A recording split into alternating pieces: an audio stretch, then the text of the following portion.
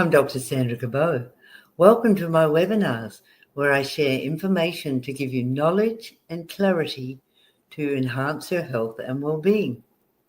I've been a medical doctor for over 50 years and I know that knowledge is power. So let's go. Hello everyone and hello Igor and welcome to our live stream. Hi, Sandra. Hello, everyone. Yeah, I hope you're having a great day where you feel mentally switched on and energetic because it's all about your brain.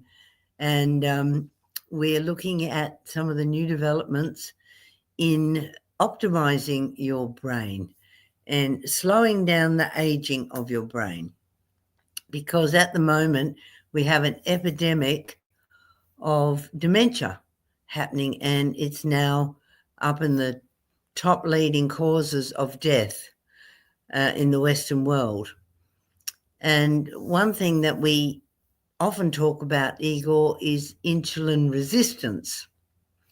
And this is definitely a big risk factor for dementia. And a lot of people are insulin resistant and they don't know it.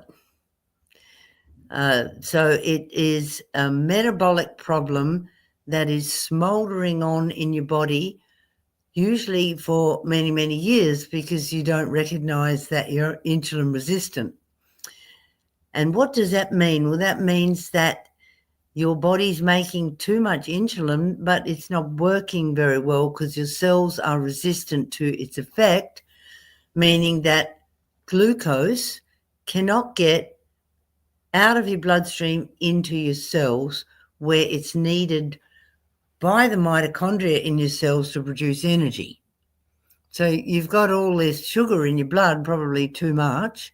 You may not be diabetic, but it's still not ideal. And this means that you're getting this chronic inflammation occurring in your blood vessels, but also that your cells are starving for glucose, particularly your brain cells.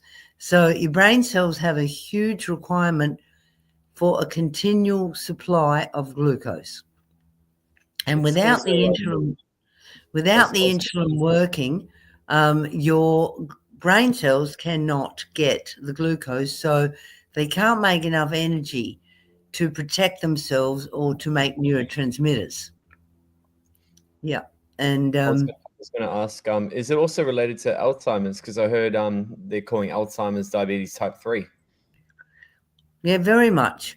One of the most common causes of Alzheimer's is insulin resistance. So it's very important to know if you're insulin resistant, right? Now, you might have a few symptoms, but you just put down to stress or eating incorrectly. But there are specific tests that you can have to see if you're insulin resistant. And I would advise these tests if you are struggling with excessive weight, particularly in the abdominal area, or you have a fatty liver, or you've got a lot of brain fog. Have these tests done. So we check your fasting glucose, which is your blood sugar. Now, that may be normal in insulin resistance, or it may be a little bit higher at the upper limit of normal. But what is really a good thing to measure, which to me is more meaningful, is the HbA1c. And you can see that there on the slide, right? And that tells you what the average level of sugar has been in your blood for the last 3 months. So that is a lot more meaningful than just a one-off isolated blood sugar level, isn't it? So if your HbA1c is too high, it should be less than 5.6% or less than 37 millimoles per millimole. So if it is at that upper limit or above, you are insulin resistant, and you need to reverse that or you'll have a much higher risk of dementia, kidney disease, damage to your peripheral nerves, and cardiovascular disease. And of course, eventually becoming a type 2 diabetic. The other thing we measure is the triglycerides. So they're a fat in your blood that we measure, and the lower they are, the better. They should be less than 1.5, but even lower is better. And if your triglycerides are elevated, that means you're eating too much carbohydrate or you're drinking too much alcohol. And that carbohydrate gets turned into triglyceride fat and stored in your liver, but it also manifests as an elevated level in your blood. So the HbA1c and triglyceride level is really good to know if you think you're insulin resistant. And we can reverse that, and that's going to greatly reduce your risk of dementia. And also, it's going to slow down the aging process dramatically. It's going to help your kidneys. It's going to help your liver. We can also measure your fasting insulin, and that should not be above 8 ideally, but some laboratories will say up to 20 is normal. That's because more and more people are insulin resistant and they've shifted the normal range. But if your insulin's too high, it's because your body is having to make too much because it's not working. So they're the hallmarks of insulin resistant: elevated fasting insulin, elevated HbA1c, and elevated triglycerides. You probably have elevated cholesterol as well, but that is not as important as the HbA1c and triglycerides when it comes to reducing your risk of dementia. So how to reverse insulin resistance? Well, basically, you need to reduce the amount of carbohydrate you're eating and exercise more. That will work in a very effective way, and it works quite quickly. So have a look at how much carbohydrate you're eating every day. Are you having sweet drinks? Are you adding sugar to your tea and coffee? Are you having a lot of fruit juice? Are you eating a lot of grain-based products like flour, such as bread, pasta, noodles, cakes, biscuits, cookies, candies, things like that? So that's what we have to reduce greatly. And of course, a lot of people do the ketogenic diet, which you can do for 2 months, 3 months, 4 months, for as long as it takes to get your insulin down and to get your blood sugar down, and you will lose weight. It's a very effective diet for weight loss. And you can get a glucose ketone monitor, and that will show you just how low your insulin goes and how low your blood sugar goes. Now, if you're a type 1 diabetic, you cannot do a ketogenic diet because you may have hypoglycemia. But type 2 diabetics can do it under the guidance of their naturopath or their doctor. But the average person with insulin resistance can safely do a ketogenic diet. And we have a great little keto book, a keto diet guide, which you can download for free on liverdoctor.com. And you may need to get your carbohydrate down to 20 grams a day. Some people will find they go into ketosis at 30 grams or 40 grams of carbohydrate a day. It varies. Some people do a modified keto diet where they're still having some starchy vegetables. So you can follow the principles and you'll lose weight more slowly, or you can do it really strictly for a quick result. But it's fantastic for your brain, Igor, to do ketogenic. I also recommend Pete Evans. Is a pretty well-known chef in Australia, and he's got some really good on keto recipes. I really like his easy keto dinners, I think it's called. It all kind of like takes you half an hour to make and really delicious, and yeah, really good. Yeah, Pete Evans. Yeah, he's very well known. He's very good. Okay. Now you can use some supplements as well to help your insulin to work better. Berberine has got a lot of double-blind clinical trials, and it's been shown to be just as effective as the drug metformin to reduce insulin resistance. So that's a natural herbal extract. You can get capsules, and you take one with every meal. Magnesium has been shown to improve blood glucose control and insulin metabolism. There's other things like chromium, beta-melon, gymnema, carnitine, alpha-lipoic acid.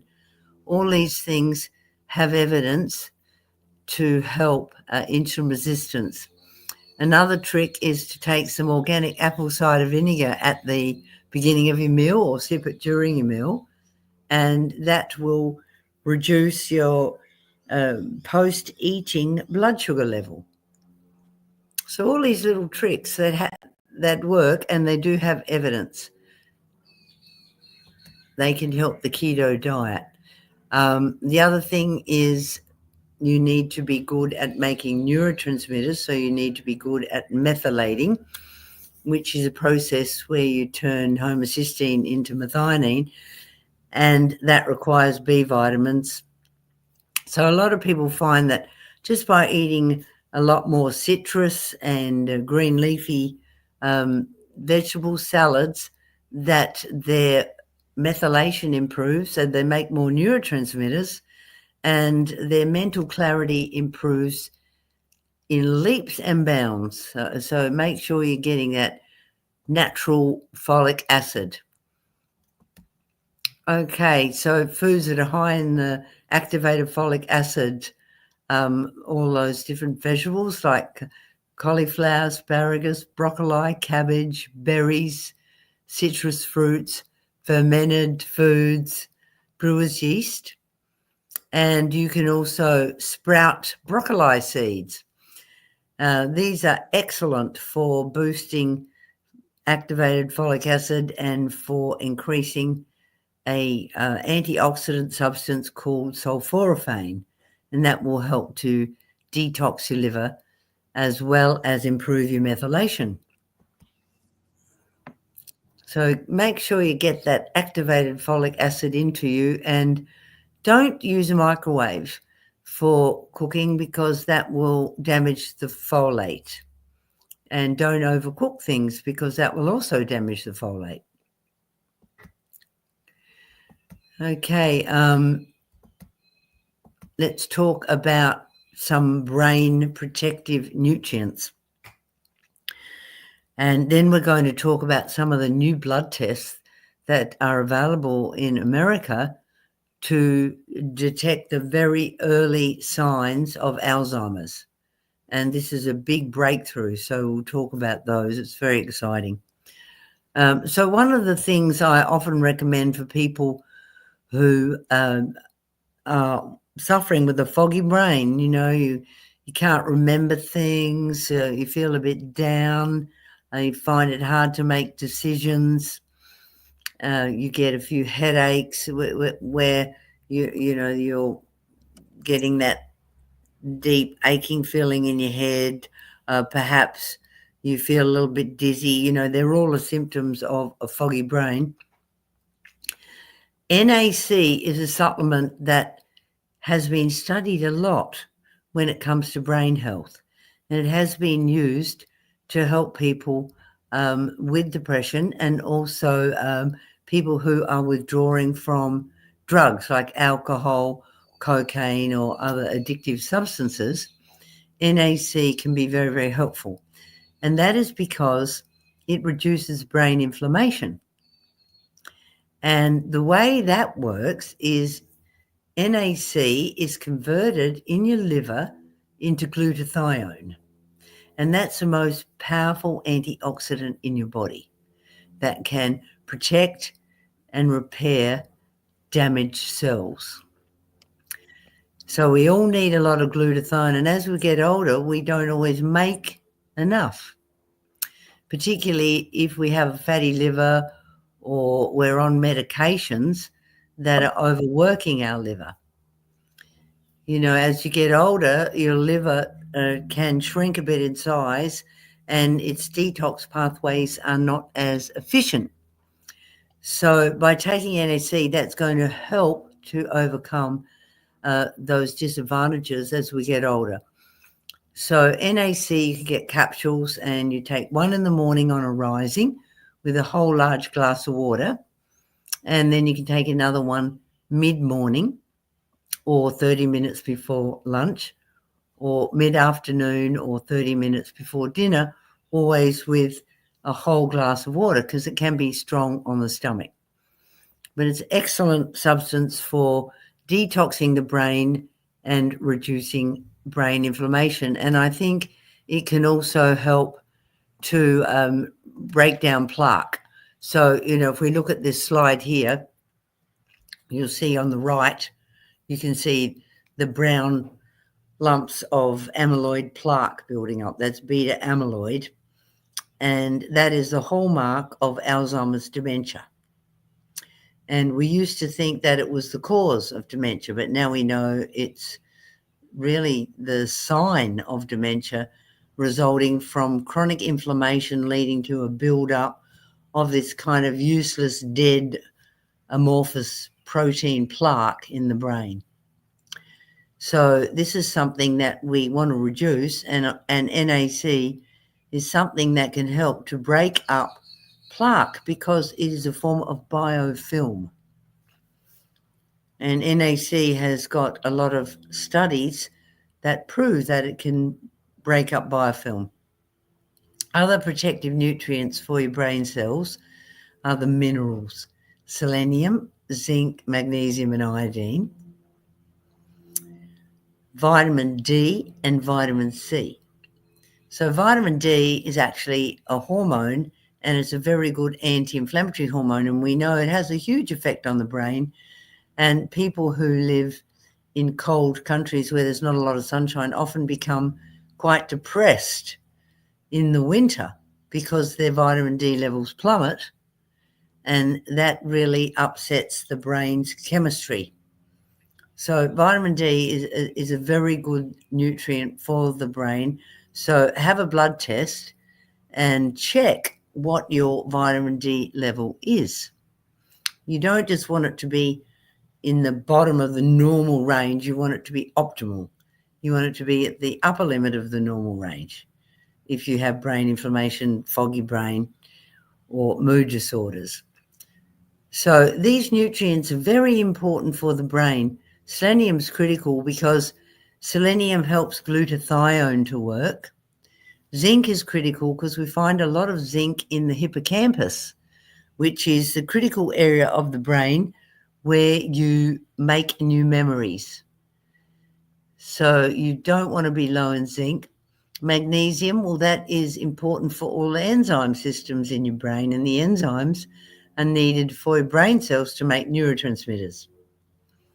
Iodine, that is critical for brain health. You don't want to be low in iodine.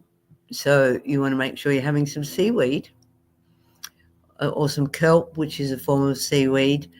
And you can also take a supplement with iodine in it. So iodine's very safe. Generally, you need around 200 micrograms a day. So these are all wonderful protective nutrients for your brain. And a lot of people will find once they start supplementing with these nutrients that after 3 or 4 months, their brain function is so much better. Their memory's better, their mood, their clarity, their mental energy. They can perform more difficult tasks for longer periods of time. So it helps your cognitive function. Okay, so lion's mane is another thing that can help. This is a wonderful medicinal Chinese mushroom that has been used for thousands of years. It has a lot of phytonutrients in it, which help the brain because it has an anti-inflammatory effect and what we call a neurotrophic effect. So it stimulates your brain cells to grow new pathways.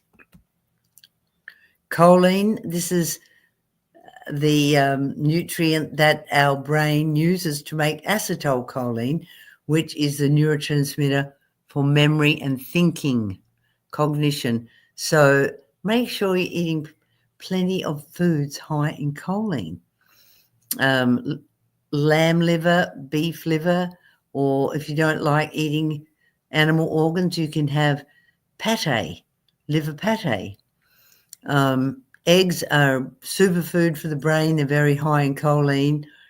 Seafood, nuts, and broccoli, the cruciferous vegetables. These are all high in choline. Now, what about natural brain steroids?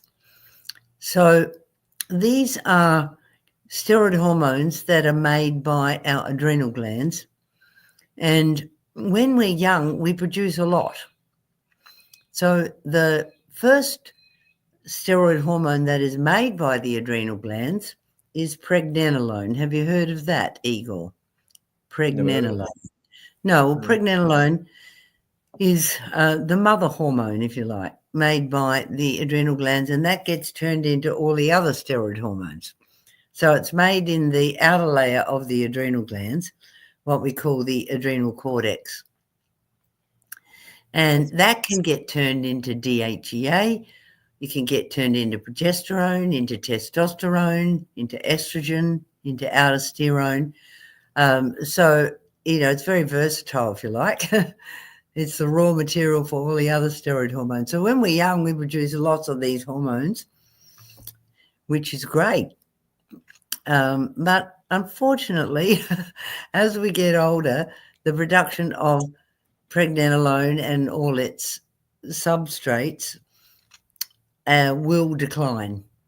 And particularly, with DHEA, which stands for dehydroepiandrosterone, DHEA, we only produce about 20% of the amount we did when we were in our 20s. So it's very unusual to see high DHEA levels in a blood test in someone over 60. And it's important to know that, these steroid hormones are anti-inflammatory. That's great for our brain. Also, they are nootropic. So nootropic, Nootropic, nootropic means it stimulates the brain to grow new networks. And there's lots of receptors in our brain for these steroid hormones. So obviously our brain talks to them and needs them. So sometimes we'll find that, an older person with very low DHEA will feel much better when they take a DHEA supplement. Their cognition improves, their mood improves. And it's quite safe to stay on this long term. You don't need big doses. You only need, say, 10 milligrams of DHEA. Sometimes people who are really, really low in DHEA may need 20 milligrams. In Australia, you cannot get DHEA without a doctor's prescription because it's considered an anabolic steroid. But really, you'd have to take huge doses for it to be an anabolic steroid. So the physiological doses that I'm talking about are no way act as an anabolic steroid, and they're very safe. So some people find it dramatically effective, and it's safe to try. In America, you can get DHEA online. You can get it in a health food store. So different regulations for different countries. The other thing we know that testosterone can act as a nootropic. So if you have very, very low testosterone levels, you may find that taking a low dose testosterone, perhaps only like in women, 5 milligrams a day, or even less in men, 50 to 100 milligrams may really help the brain function. So these are called natural brain steroids, and they're natural because they're already made by the body, but they do decline with age. How do you know if you're low on DHEA? You can measure all these steroid hormones with a blood test. You can measure testosterone. You can measure DHEA. You can measure pregnenolone. I mean, some people do take pregnenolone. You can get supplements of pregnenolone in the United States without a doctor's script, and it's quite safe to take. You could say it's a natural form of cortisone, really, but it's much weaker than cortisone. So for people with cognitive decline, I think it's important to measure these hormones and see, well, if they're really low, let's try supplementing them with physiological doses, because it's a safe thing to try. So you can have a blood test to check these. And on YouTube, I do have a good video on menopause, which talks about the blood tests for these steroid hormones. So when it comes to Alzheimer's dementia, you can see here on the right, the brain is shrunken, whereas on the left, you've got a normal brain. So you can see the dramatic loss in brain tissue. So basically the brain shrinks and it dries out. And yeah, it's terrible. And this process doesn't just happen overnight. You know, this takes 40 or 50 years, and people can start to suffer with brain inflammation and loss of brain tissue in their 30s. Wow. And that's why these new blood tests that we now have in America can pick up if you are, excuse me, if you are starting to get Alzheimer's dementia. So this is a breakthrough, because these blood tests have only recently become available, and we've had to wait until people get symptoms. And that's no good, because if we pick things up in the early stages, we can prevent it and we can even reverse it. So there's clinical trials going on in America now that are proving that you can reverse the early to medium stages of Alzheimer's. But once you get to this advanced stage, as depicted in this slide, it's too late. So it's early detection is critical, and it's good if we start thinking about our brain health when we're in our 30s and 40s. I know when I was young, people didn't. You know, there wasn't such an epidemic of dementia. Now there's an epidemic of dementia, and people are thinking about it. What can we do to prevent it? Because we do not have any drugs to cure it. We don't even have any drugs to improve it significantly. So, you know, people worry, oh, am I getting dementia? Well, everybody gets forgetful from time to time, particularly if you have a busy life. So that's normal to forget where you've left your keys. Or, you know, if you've got an appointment, you might forget about it. But the more serious symptoms that should concern you are short-term memory loss. For example, you can't remember what you had for breakfast. At lunchtime, you go, I don't remember if I had breakfast, or I don't remember what I had. Difficulty learning new tasks or routines. If you find that you get spatially disorientated, so you get lost in a car park more frequently, or you're driving and you think, oops, I don't know where I am. Severe mood changes can be a presentation of dementia, where you're very depressed, very anxious, you've lost motivation to do things, loss of confidence comes with that. Big personality changes can be a harbinger of dementia, and confusion. Particularly if you have several of these, then you need to get tested. Now, we know that dementia is increasing rapidly and is now the second leading cause of death in women. And in some parts of the world, it's actually the leading cause of death in women.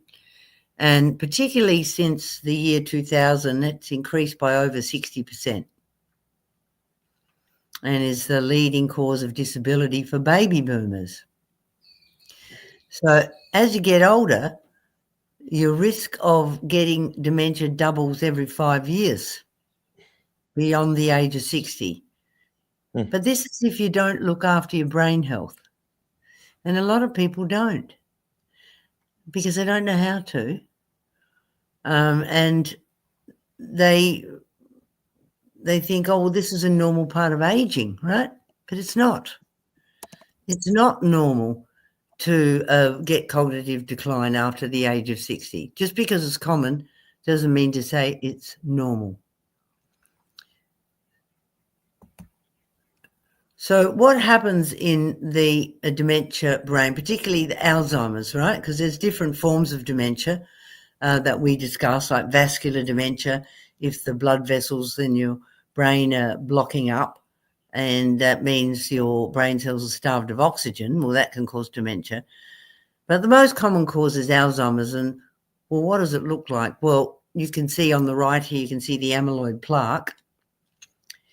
But the other thing that is a hallmark of Alzheimer's is what would we say, unraveling of the tau protein. So you can see what develops is these tangles of tau protein. Now, you can see the neuron there with its axon, so the green neuron. Then you can see it's got an axon, which is a fibre coming out the bottom of it. And that fibre, if you cut it up and look at it under the microscope, you can see that it's got these little tubes, those little tubes. And those tubes consist of tiny fibres that are all kept tidy and in line by a protein called tau, T-A-U. And that protein is critical. It has to keep those fibres bound up tightly so that the nerve transmission, the electrical transmission along the fibres, stays in the right direction and stays well controlled. So what happens with the tau protein in Alzheimer's is it unravels. You can see how it's unraveling and it forms tangles. So we get these protein tangles of tau protein. And this is what we measure in the blood, the tau protein. And if that's elevated, that means you're getting Alzheimer's. Now, what can cause the damage to the tau protein so that it becomes unstuck and gets tangled?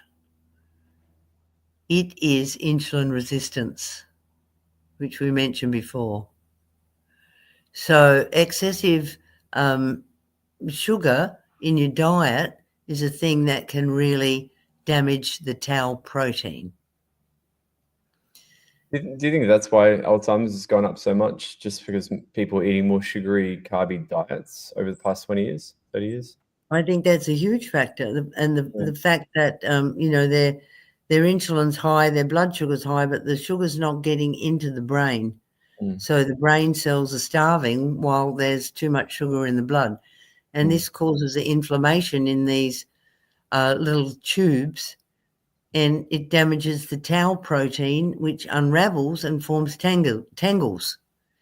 So you can imagine, electrical impulse going along these tubules, which is meant to flow straight.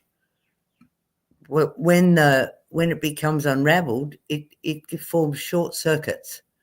So you can see if you're having a thought and all of a sudden you lose the thought, your train of thought, that's because these little tubes are unraveling. They're not nice and straight. It's just like an electrical cord, isn't it? That's breaking up and you get a short circuit. Yeah, makes sense. Yeah. I mean, our whole brain is an electrical computer. We've got to keep the electricity flowing in the right direction. And that's what the tau protein does. It's amazing. So the hallmark of Alzheimer's is this tangles of tau protein that is unraveled and become damaged and is now useless, and the amyloid plaques building up in between the neurons, which are depicted by these purple brain cells here. Okay, so you can see once again the Alzheimer's brain has shrunken and lost a lot of brain tissue through chronic inflammation. So are you likely to get Alzheimer's? Well, it really depends on your diet and lifestyle and how early on you start to look after your brain. So genetic factors are important, but in late onset Alzheimer's, so in other words, people over the age of 65, genetic risk factors are not the predominant cause. We do know that if you are a carrier of the ApoE4 gene, then you have an increased risk of Alzheimer's. However, you can offset that with a healthy diet and lifestyle. We know that half of Alzheimer's patients have the ApoE4 gene on chromosome 19. And if they just have one type of ApoE4, then their risk is not much higher than that of the general population. If they have two copies of the ApoE4 gene, they have a significantly increased risk. However, that doesn't mean you're going to get Alzheimer's. We know that half of people aged 85 who have two copies of the ApoE4 gene do not have Alzheimer's disease. And this is because they've had a healthy diet and lifestyle and looked after themselves. So they're genetic risk factors, but they don't guarantee that you will get Alzheimer's. There's so much you can do to prevent the gene from expressing itself and causing a buildup of amyloid. Now, early onset Alzheimer's disease is completely different to late onset. And this is very much genetic, and really until we are able to effectively use genetic engineering, there's not much we can do to prevent this. We may be able to delay its onset, but we're not going to be able to prevent it. So there's 3 genes involved in early onset Alzheimer's disease, which is known as familial Alzheimer's disease. There's the amyloid precursor protein gene on chromosome 21, the presenilin 1 gene on chromosome 14, and the presenilin 2 gene on chromosome 1. So if you have these genes, that means you're highly likely to get early onset Alzheimer's. But, you know, we've just entered the age of genetic engineering, and recently there was a breakthrough. There was a very young child, I think it was only 6 months old, that had genetic engineering done using the CRISP technique, where he had a faulty part of his gene cut out and replaced with a normal part, and that was the gene involved in creating the protein enzyme to break down ammonia in the liver. So he didn't have the ability to break down ammonia at all, so he wasn't going to live very long and he would get severe brain damage. But the scientists effectively replaced his defective gene with a part that was perfect. Isn't that amazing? Yeah. Does that like change the gene at every cell in the body? Yes. Yeah, right. Because you've got, like, I don't know how many cells are in it. It's billions, trillions, isn't it? So for it to do that, it's pretty incredible. Oh, well, we've entered a new era, that of genetic engineering, and hopefully it's going to work for some of the terrible diseases like Huntington's chorea and also Fragile X syndrome. There's so many genetic diseases where you've got a dominant gene, and if we can replace the defective part, that is going to prevent so much human suffering. So hopefully, with this early onset Alzheimer's disease through genetic engineering, we will be able to prevent these awful diseases. But the message is, if you do have a family history of dementia and you do have the ApoE4 gene, you can do so much to prevent that genetic defect from expressing itself. So we know that our brain cells and their axons, the fibers that come from the brain cells, become damaged from oxidative stress, from free radicals. So this is why we talk so much about antioxidants, about you must get enough antioxidants regularly in your diet to protect your brain cells. And we talked about glutathione as being the most powerful antioxidant that's made in your liver, and then your liver sends it out to your whole body in the bloodstream to protect your cells.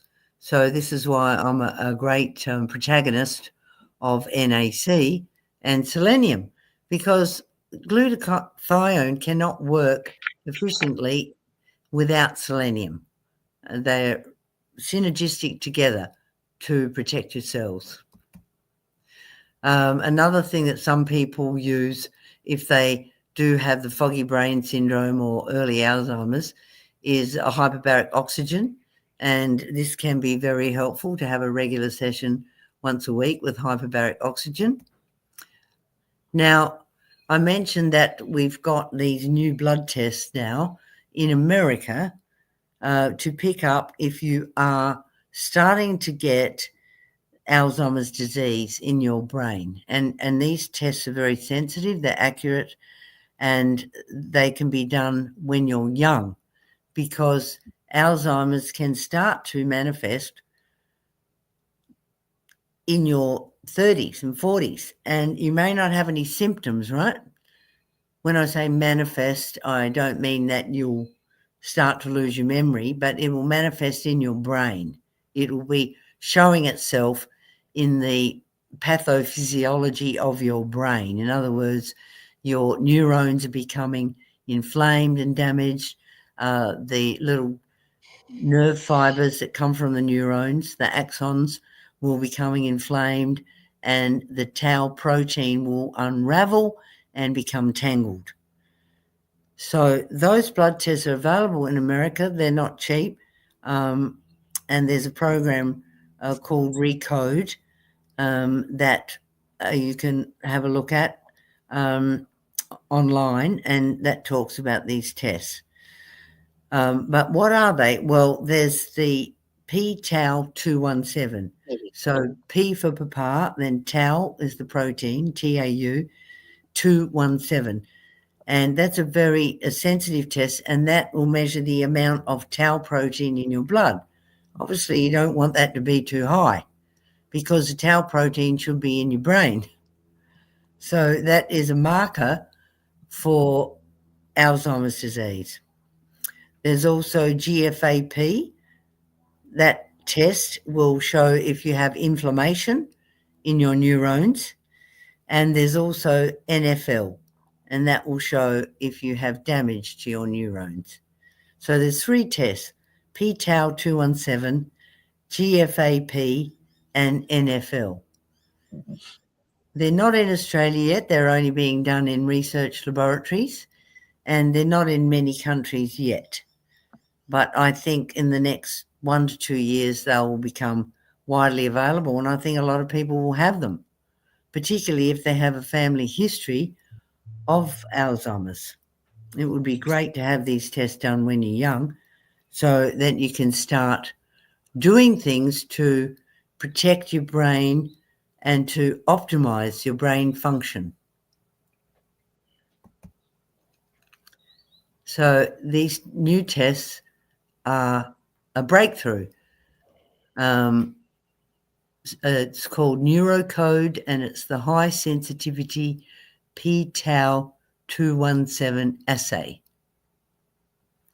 We detect Alzheimer's many, many years before you would ever realize that it's going to happen to you, and we can prevent it.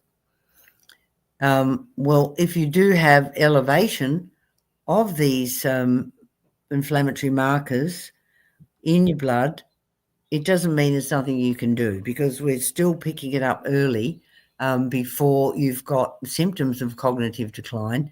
So we can get the markers down, which will tell us that we're reversing the brain inflammation.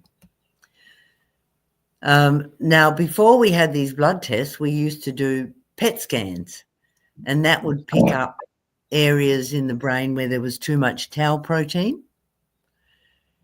But that does expose you to radiation. So with these new blood tests, we don't really need to do that anymore as a screening test for Alzheimer's, and we don't need to do invasive spinal taps as well. So these blood tests are completely non-invasive. Yeah, so it's very exciting, this new research, and now is the time that we really need it. We really need these tests because there's so many people suffering with cognitive decline and the anxiety associated with that. And they often feel there's nothing that can be done, but there's so much you can do to grow new pathways in your brain. And you often talk about that, Igor, just by getting people to think positively, which is very, very important. But on the physical level, we really need to be active as well. Also, chess. There's quite a bit of research around playing chess. Yes. Can help stave off Alzheimer's. Great. Do you play chess? Sometimes. I probably should play it more regularly. Yeah. I do enjoy a good game of chess. Yeah, well, anything you do to challenge your brain where you have to think quickly and use logic, like learning a new language, that's fantastic for your brain, or learning a new musical instrument, or learning a game, like learning tennis. And even, going for a walk every day. We know that people who do regular walking and walk more than 5,000 steps a day reduce their risk of Alzheimer's by 30%. So and having friends that just challenge you and lead to interesting conversations is a great thing. I was having a chat with my friend Jess the other day, and we always go pretty deep, and she's saying, I'm preventing Alzheimer's in you. I'm like, I think you're right. Yeah, very good. So, well, I think the neurosteroids are very interesting. I think that they're not utilized enough, the DHEA, testosterone, even in women, progesterone. There's a lot of receptors in the brain for progesterone and also for estrogen. And some women find that when they begin bioidentical hormone replacement therapy, that their memory improves a lot as well. So I think, what we really need is a holistic program, isn't it? We need a good exercise program. We need plenty of activated folic acid in our diet. We need enough protein. We need foods high in choline. We need good sleep. That's very, very important for washing the brain. So when you have a deep sleep, your brain cleanses itself on a deep level, and that cleans up the plaque and the waste products of metabolism in the brain, and that will reduce brain inflammation. So a holistic program is really, really important. You don't just do one thing. And the protective brain nutrients, I do a lot of testing in patients for nutrient deficiencies, and I find iodine deficiency is very, very common. And people haven't got a clue that they're iodine deficient. And this is a nutrient that is critical if you want to optimize your brain function, your cognition, as well as your metabolism. I see a lot of patients who are zinc deficient, selenium deficient, and people don't have a clue because we don't really test for these things regularly. And you may think that you have a good diet, but are you absorbing the nutrients? If you have a leaky gut, or if you have indigestion, you may be taking antacid drugs, or you may have a sluggish bile flow, you may have inadequate pancreatic digestive enzyme production. There's so many things that could reduce the absorption of the healthy nutrients from a so-called healthy diet. You could have a healthy diet, but if you're under stress, chronic stress, then you're dumping your glycogen stores into your blood anytime you're stressed, which is, and then obviously that can lead to insulin resistance as well. Yeah, and our soils are so deficient. You know, we do mass production of food. We don't do regenerative farming, so the soils are mineral deficient, and the food is transported long distances. It's stored for long periods. So all these things are conducive to nutrient deficiencies, which I see a lot of, and it's very, very important that we pick these nutrient deficiencies up and treat them, and people will see the difference. After 3 or 4 months, they'll notice that their memory and their mood has improved. Yes. So I think perhaps we can leave it here today.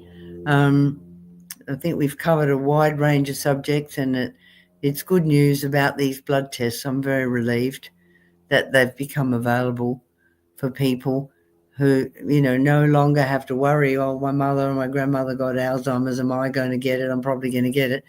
Well, within the next 2 to 3 years, we'll have these blood tests in Australia, and that will be so reassuring for people, and also to know that you can prevent the vast majority of dementia. I did make a presentation about overthinking, but we've got 5 minutes left, so it's not really enough. Not enough time to overthink. No. Well, you could do a couple of slides. Okay.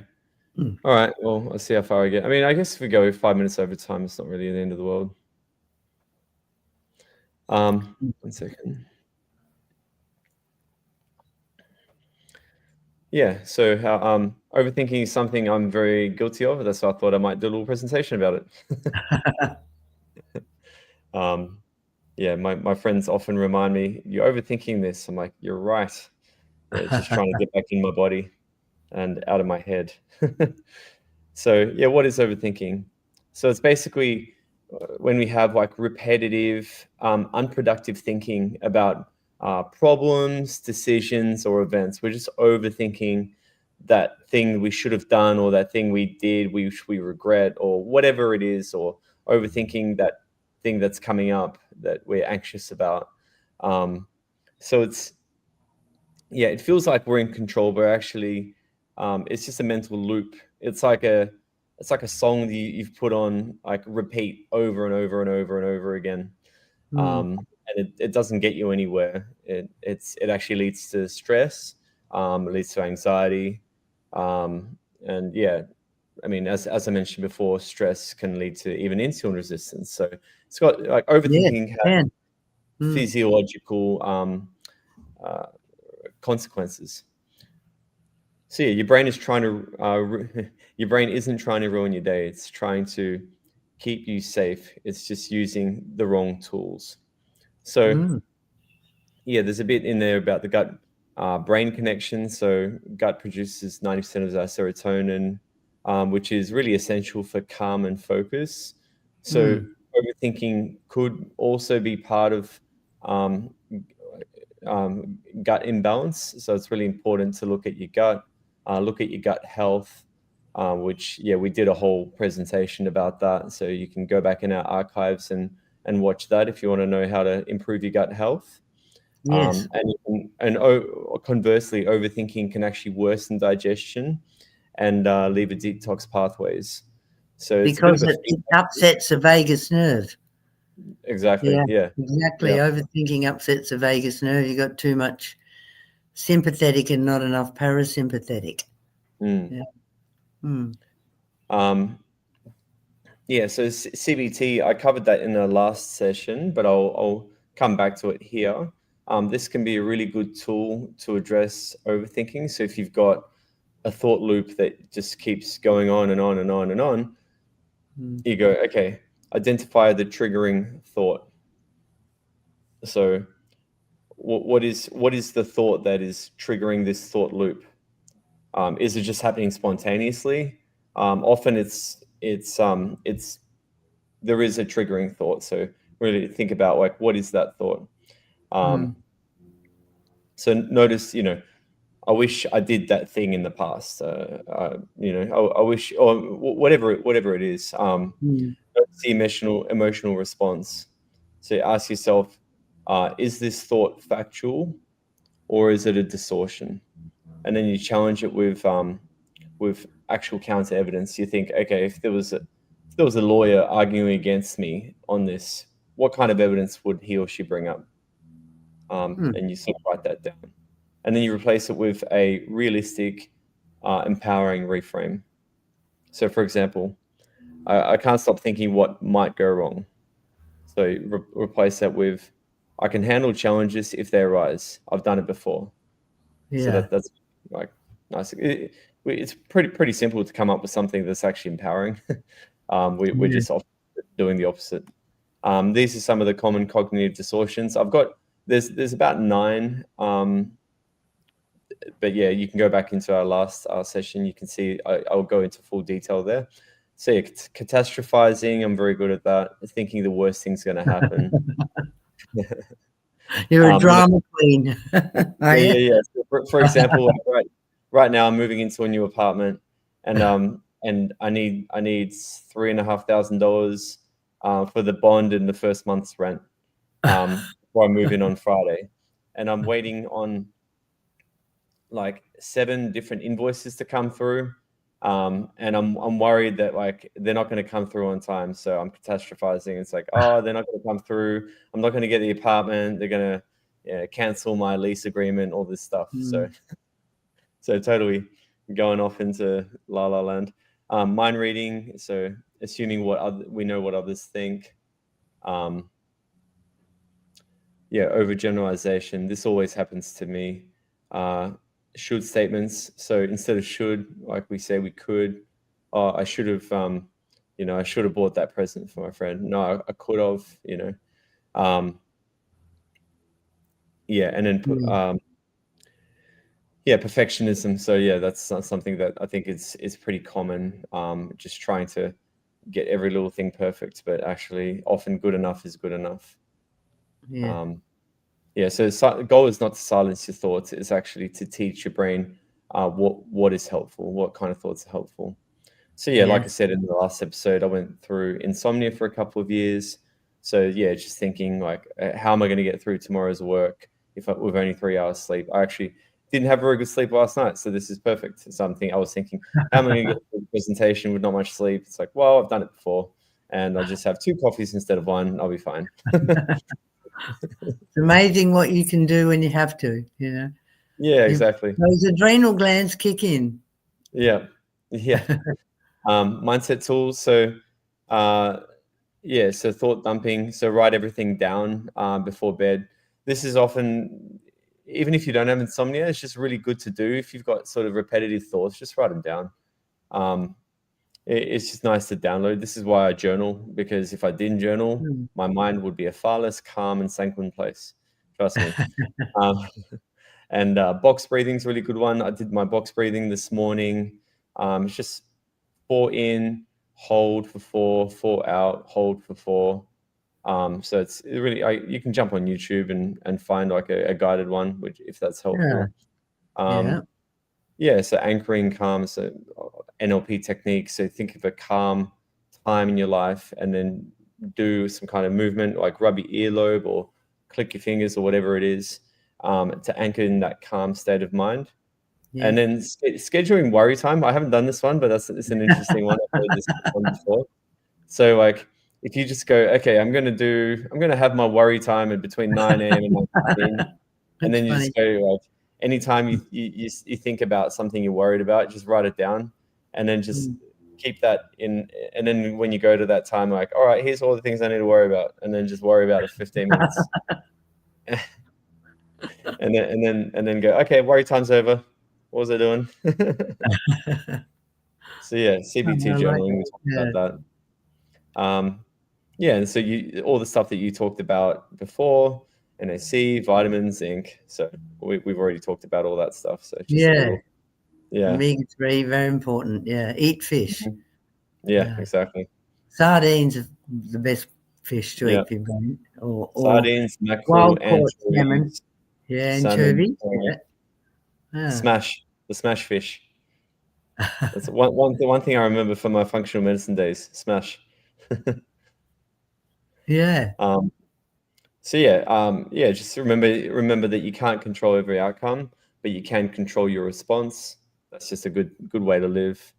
Overthinking, it's kind of like it's like a drain of power, really. Like it's just a hole in your bucket.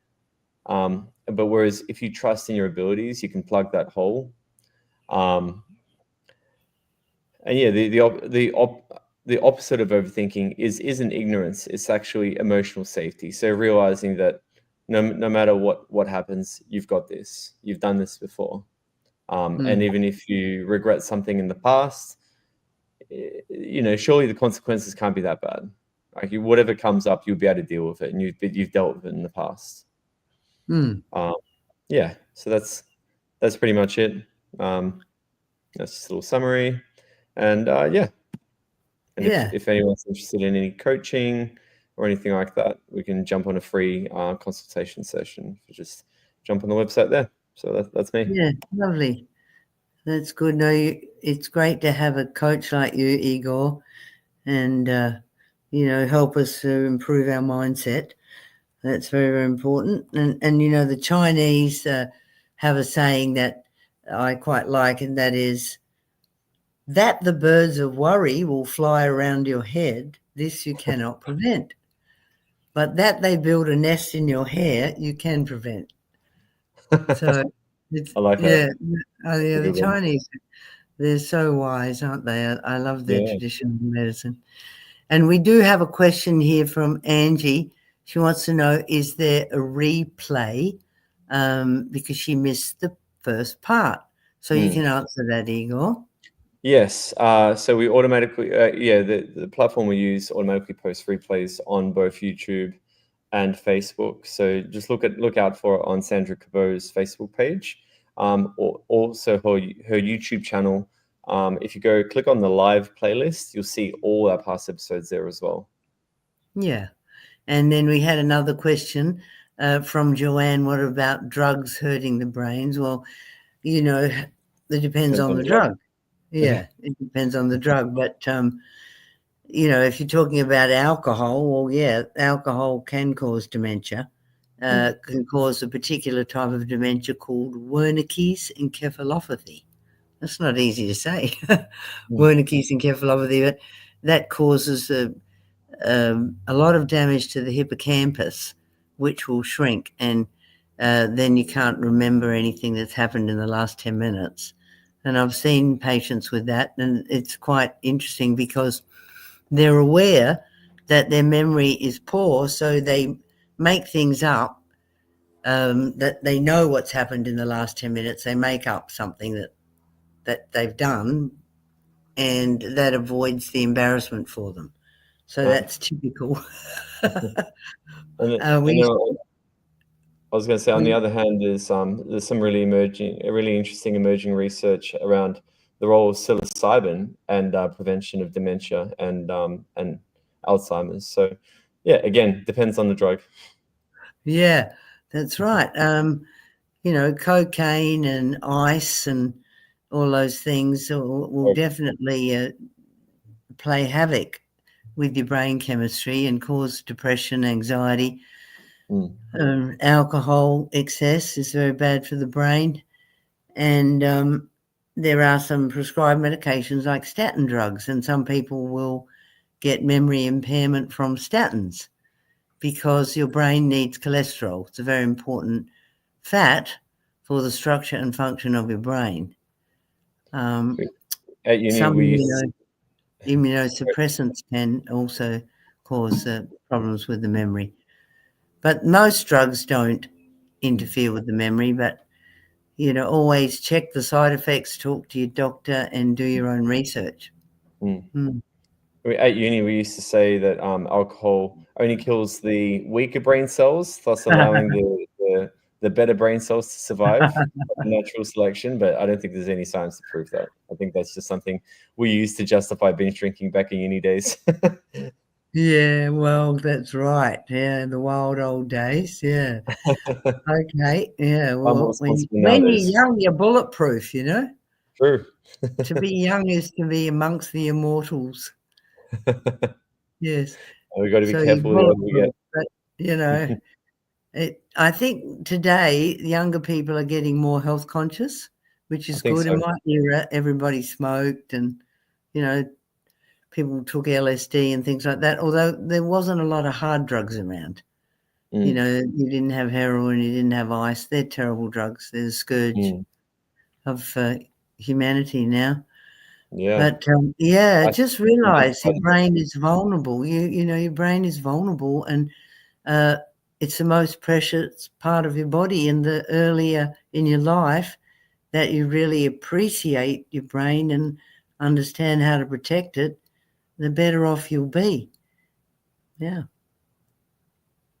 You have a lot of power over your brain, over its physical structure, over its physiology, and over your thoughts. And that's what Igor's been telling us, how to, retrain our neural pathways to be more positive thinkers.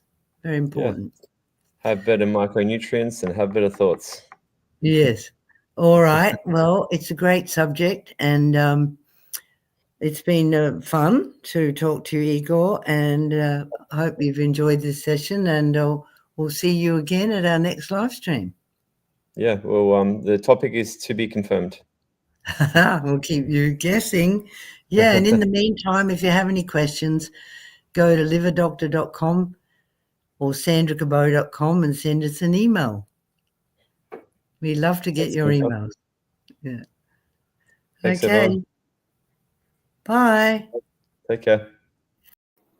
Well, thanks for being part of our webinar. If you have any questions or new topic suggestions, email us at support@liverdoctor.com. And don't miss our next webinar. Be sure to follow us on social media and subscribe to our newsletter at liverdoctor.com. Bye for now.